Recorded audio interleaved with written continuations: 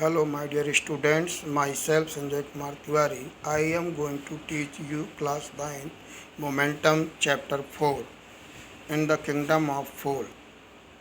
Kannada is a regional language mainly spoken in the state of Karnataka. Kannada एक क्षेत्रीय भाषा है जो कर्नाटक राज्य में बोली जाती है. This story is a Kannada folk tale. यह कन्नड़ लोक की एक लोकल कहानी है. Folk tale is a story which pass down from generation to generation. मतलब जहाँ बूढ़े बुजुर्ग एक दूसरे को कहानी बताते चले गए, तो वहाँ की ये लोकल कहानी है. इस टेकन फ्राम द बुक. इस कहानी को एक किताब से लिया गया जिसका नाम है folk tale from India, written by A.K. Ramanujam. जो किताब A.K. रामानुजम द्वारा लिखी गई है. First of all us tell us discuss the title of story in the kingdom of fool. सबसे पहले हम इस कहानी के टाइटल के बारे में डिस्कस करेंगे. विच मीन्स द स्टेट, जिसका अर्थ है कि वह राज्य. Where people are not so wise, जहाँ के लोग बहुत होशियार नहीं थे. And they are not intelligent, न ही बहुत पढ़े लिखे थे.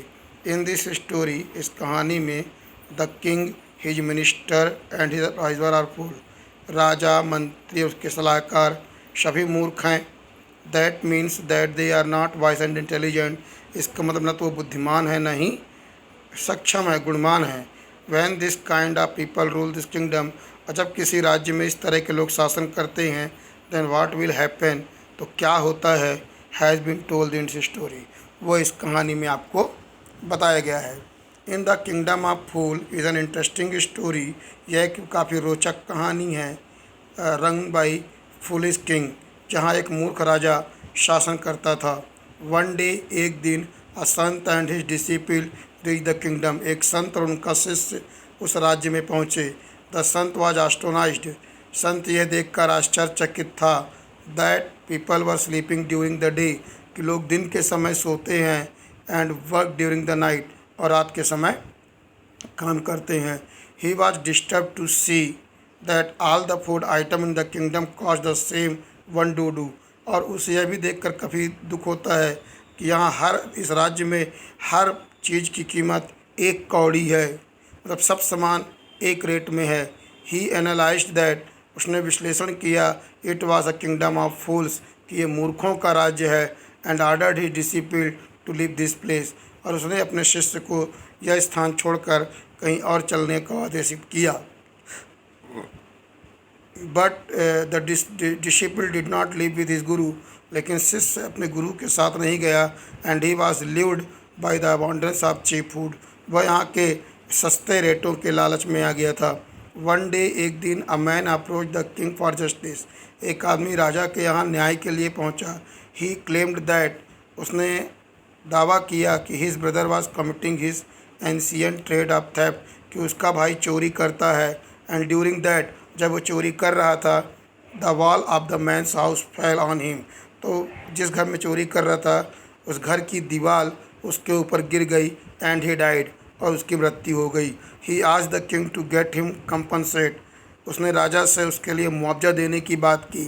As the king was foolish, चूँकि राजा मूर्ख था. ही डिड नॉट एनालाइज, उसने यह नहीं विश्लेषण किया कि that the dead man was a criminal, कि मरने वाला व्यक्ति एक अपराधी है. ऑन द कंट्रेरी, बल्कि इसके बावजूद, he call the people who were involve in the death of thief, बल्कि उन्होंने उन व्यक्तियों को बुलाया जो इस मतलब चोर के मृत्यु के लिए जवाबदेह थे. The rich merchant who was the owner of the house, सबसे पहले उस घर के मालिक को बुलाया गया. हुज वॉल हैड ब्रोकन, जिसकी दीवार गिरी थी. The man who had build the wall, फिर उस व्यक्ति को बुलाया गया जिसने वो दीवार बनाई थी. फिर इसके बाद the dancing girl due to whom the builder had build the weak wall, फिर उस डांसर को बुलाया गया, लड़की को, जिसके कारण उस दीवार बनाने वाले ने कमज़ोर दीवार बनाई थी. एंड द गोल्ड स्मिथ, फिर सुनार को बुलाया गया, because whom the dancing girl had to move around in the street that day, कि जिस कारण वह लड़की उस रात वहाँ गली में घूम रही थी, उस सुनार को बुलाया गया. फाइनली, अंत में, द किंग डिसाइडेड, राजा ने निश्चय किया, that the merchants father was real culprit, कि उस मर्चेंट के पिता असली दोषी हैं. एज ही वाज डेड, अब चूँकि वो दुनिया में नहीं है.